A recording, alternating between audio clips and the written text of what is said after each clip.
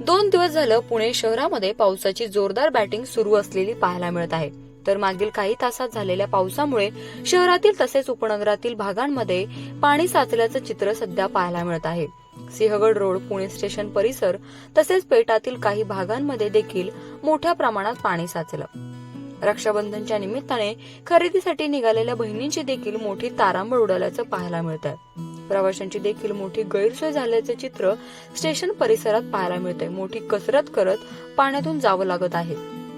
यामुळेच नागरिकांना वाहतूक कोंडीचा देखील मोठा सामना करावा लागत आहे. तर हवामान विभागाने पुणे जिल्ह्याला मुसळधार पावसाचा इशारा देखील दिलाय. त्यामुळे नागरिकांनी आपली काळजी घ्यावी. तसेच प्रशासनाने नालेओढे साफ न केल्यामुळे नागरिकांचा रोष दिसून येत आहे. प्रशासनाच्या हलगर्जीपणामुळे नागरिकांना अजून किती दिवस हा नाहक त्रास सहन करावा लागणार आहे असा प्रश्न देखील आता उपस्थित केला जातोय. प्राची केदारी, लोकल 18, पुणे.